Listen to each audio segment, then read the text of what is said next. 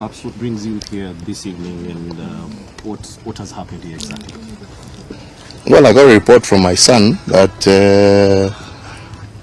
he had come to home, and as he was leaving, the watchman at the gate told him that there were people claiming, because that's all we can state for now, to be DCI officers in a vehicle with Sudanese registration, and claiming that they want to speak and to see him. And I told them immediately, from my knowledge, when the police want to do something, they don't come in foreign number plates. Number two, they have a warrant. Number three, they state their case and they show and produce the warrant that is supposed to allow them to do whatever it is that they want to do. And I told them, don't open the gate. And unfortunately, I was in the office doing other work, so I just told them, just keep the gate closed. And I am now here, and I understand now they have left. Because I wanted to ask them, what are you doing in my son's home? Do you believe this has anything to do with the ongoing protests and, of course, having the opposition claiming the government? Unfortunately, I have no other explanation to give, because all of these things are flowing in a row. I have a whole minister of government staying there that is going to do I don't know what in front of my mother's house. I have people who have been guarding my mother for the last almost 50 years withdrawn at night. I have now a situation where my son's home is being raided for things that I don't understand. So I ask myself, what does this government want? Because if it wants me, the fact that I've been silent doesn't mean I'm scared. Come for me. What does my mother have to do with anything? What does my children have to do with anything? Kama shida yenu ni mimi, I'm here. Right? Yeah? They know where I am 24/7. Right? Why all this? Intimidate a 90-year-old woman. Intimidate children. Right? If it is me you want, come and tell us what you want. Yeah. Mr. President, they have been claiming that you are behind the Azimio la Umoja protests and you're funding the protests. Perhaps, how do you reply to these statements? You tell me, right? And I have said it severally. And that's why I keep saying, maybe silence sometimes is not right. Yeah? But I have ignored it because I have asked myself, how? Yeah? What does the issues that Kenyans are talking about have nothing to do with me? All right? Have you seen me in any of those events?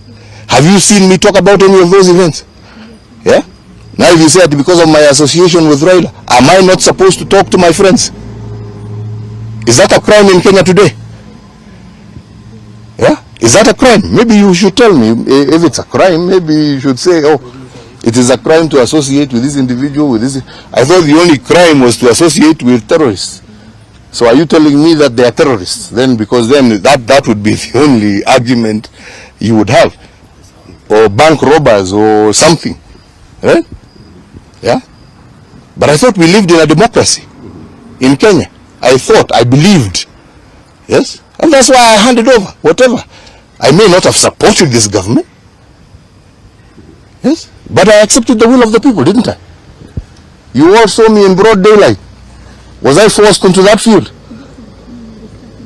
Right? See, I did what I was supposed to do. So what else do you want? Probably, are there any steps you're going to take after this from this particular incident? This incident, I leave to the lawyers. Because they should tell me what they want with my children. Yeah? Do they want? They've removed their security. Now I hear they want to remove their personal weapons. So what? Are they wanting to do that because they are planning something? And if they are planning something, yeah, my only plea Don't plan against my mother. Don't plan against my children. Plan for me. If it is me you want, leave them alone. What do they have to do with anything? Yeah? How many people are licensed to hold weapons in this country? Yeah? Did they not follow the right procedure? Tell us. Tell the world. If it's a question of illegal weapons, then tell the world, yeah, these people have illegal weapons. Right? But if they are licensed weapons, how many people in Kenya have licensed weapons? Even foreigners. Alright? So they follow the procedure. Right? So you withdraw their security. So they're not supposed to defend themselves. What do you want now? What more do you want? Mr. President, perhaps now that this is happening, and does this in any way waiver your support for Raila Odinga? Why should it? That is my democratic right. It is my democratic right. Yes? Enshrined in our constitution that Kenyans voted for. Right? That Kenyans voted for.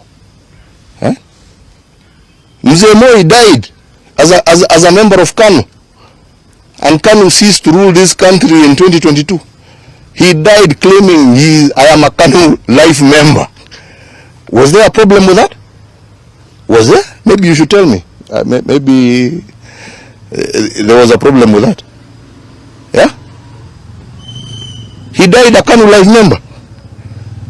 To his grave, he declared himself a KANU life member, correct? Was there a problem? So what's the problem? Maybe you should tell me, maybe there's something that I don't understand. Mr. President, the argument here has been that if the fourth president. My apologies, the fourth president of the Republic of Kenya, Uhuru Kenyatta, the argument here has been that if you continue politicking, then you may lose. Have you seen me in any rally? Declaring maybe your support for any rally? Not really, but declaring. Have you seen me in any demonstration? Not really. Have you seen me anywhere except where, and all my functions are public. This government knows all the activities I have been doing, be it in Ethiopia, be it in DRC. I don't do it undercover. They know. Yeah. So which are these other activities? Maybe they should tell us. They're the ones who know. They have the whole system. Yeah. Instead of going onto cars to claim. See, that's what I'm saying. I'm here. Do you have to go and look for my mother? Do you have to go and look for my children? Right? Come for me. I'm here. Yeah? I'm here. In full view of you. Yes. So, if you have those claims, sema. Shida iko wapi? Sema. Yeah. Another question? Yes, please. There are also allegations that you financing the opposition to frustrate the government. To frustrate them from doing what? To frustrate them from doing what? You know, when you're a government, you're elected to rule. You're elected not to rule, actually, to govern. And to govern in accordance with the wishes of the people. Yeah? I am a retired person. Yes? Why don't they deal with the issues and the concerns that Kenyans are raising? That's what they should be dealing with. Not looking for scapegoats. Yeah, go deal with the issues that Kenyans are raising. Right? Have you spoken? When I was in power, I was dealing with the issues that Kenyans were raising. Yeah? These are not new things. Yes? Have you perhaps had a tete-a-tete with the current president, William Ruto? No. I mean, you have a tete-a-tete with somebody who wants to have a tete-a-tete with you. He has not shown any indication that he wants to talk to me. And as a retired person, why should I go look for somebody who doesn't want to talk to me? Do you feel like perhaps the safety of your family is being threatened? Absolutely, and that's why I'm here. Yeah, and as you know, I have been quiet. But being quiet does not mean I will not defend my family. I will defend my family, right? And I will defend it to the end. All right? I defended Kenya and I did my best for this country. Okay? You may not think, whoever has that opinion, that is an opinion. But according to me, I did the best I could do for my country. All right? And I handed over when my time was finished. And I will now do the best that I can do to defend my family.